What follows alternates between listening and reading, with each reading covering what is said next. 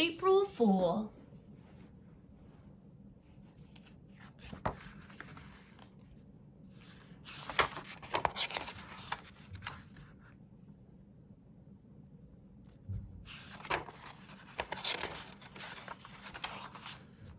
Chapter 1, April Fool's Day.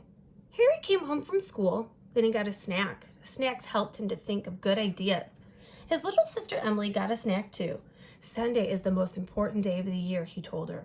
My birthday? Asked Emily. No, Sunday is April Fool's Day, said Harry. We have to think of a trick to play on Mom and Dad.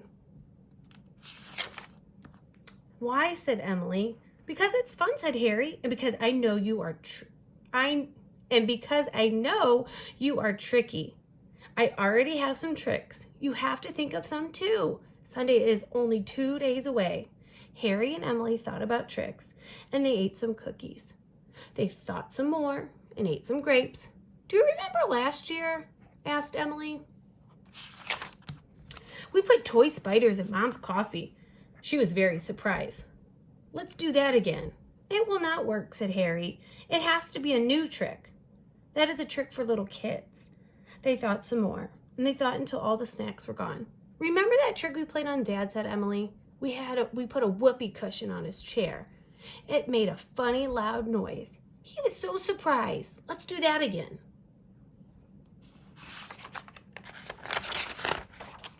It will not work, said Harry. He knows that old trick.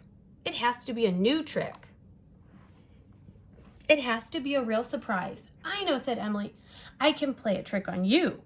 If you tell me about it, it will not work, said Harry. It will not be a surprise. Then I will not tell you, said Emily. Do not use a toy spider or a whoopee cushion. It will not be a surprise, said Harry. Oh, you will be surprised, said Emily. I am very tricky. Chapter 2, Tricky Tricks. It was the day before April Fool's Day. All morning, Emily practiced tricks. She jumped out from behind the chair. Boo, said Emily. You didn't surprise me, said Harry. You need a better trick. Emily made a scary face. She said to Harry, Look out behind you. I know there's nothing there, said Harry. To trick me, you will need a big surprise. The bigger the surprise, the better the trick. After lunch, Harry and Emily went to the magic shop. They brought all the money from their piggy banks, just in case. There was a lot of tricky surprise things at the magic shop. There were decks of disappearing cards. There were amazing trick handkerchiefs. There were silly masks and squirting coins. There were floppy forks and knives. There were also plastic spiders and whoopee cushions. We don't need those, said Harry. We already have some at home. Besides, we won't use them this year. Emily found something she liked. Harry found something too. They had just enough money from their piggy banks. Chapter 3, The Big Day. Wake up, Emily, said Harry. Look at all the snow. Where, said Emily. She looked out the window. It was sunny and bright. There was no snow. April Fool, said Harry. It was April Fool's Day at last. Time for breakfast, said Harry and Emily's mother. Hurry up, your ice cream will melt, said their father. Ice cream for breakfast, said Harry. Yum, said Emily. April Fool, said their mother and father. Later, Harry set out a table for lunch. He put a jar of nuts on the table. Dad, can you open this? It's stuck, he said. His father unscrewed the lid. Out jumped a toy snake. April Fool, said Harry. At lunch, Harry said to his mother, Aren't you going to answer the door? I didn't hear the doorbell, she said. It just rang, said Harry. Oh, said his mother. She went to the door. Nobody was there. April Fool, said Harry. Harry's April Fool's Day tricks were a great success.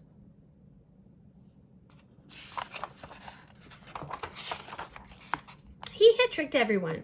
His parents had tricked him and Emily, but Emily had not played any tricks. All afternoon, Harry was ready. He checked behind every door. Emily was never there. When he read his book, he made sure there was nothing hiding in it. But Emily had no tricks for Harry. Maybe she was too little to play a good trick.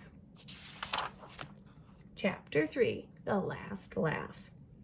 Harry and Emily went out to play. When they came back, Emily was hiding something behind her back. She went to her mother and said, "Look what I found. Can I keep it?" And she pulled out a stiff leash with no pet at it. She jiggled it. It looked like an invincible pet was pulling at it. "What is that?" asked her mother. "April Fool," said Emily. "You are very tricky," said her mother. "I hope you have a better trick for me," said Harry. Their father was in the kitchen. Emily went in and said, "Look at my new pet." And she jiggled the leash again. "What kind of pet is that?" asked her father. "April Fool." "It's an April Fool pet," said Emily. "Very tricky, Emily," said her father. Harry waited for his trick from Emily. There were no tricks at dinner. There were no tricks at story time. There were no tricks at bath time. There were no tricks at all. Ugh, Harry was disappointed.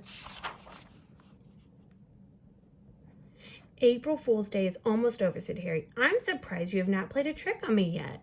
Emily laughed. "Did you say you were surprised?" she said. "April Fool!" She said, "You said I could not surprise you, but I did. I surprised you by not playing a trick on you." "You are really tricky, Emily," said Harry. "But that's not a real April Fool's Day trick." Then Harry put on his slippers. "Ack!" he shouted. A toy spider fell out of each one. "April Fool," said Emily. Then Harry sat down on his bed and made a funny loud noise. "April Fool," said Emily. "I surprised you again," she said. "I am the trickiest sister in the world." "You are tricky after all," said Harry. "You even surprised me with a toy spider and a whoopee cushion." "Maybe next year I can help you think of some more good tricks," said Emily. "Okay," said Harry. "I can think of some good tricks right now," said Emily.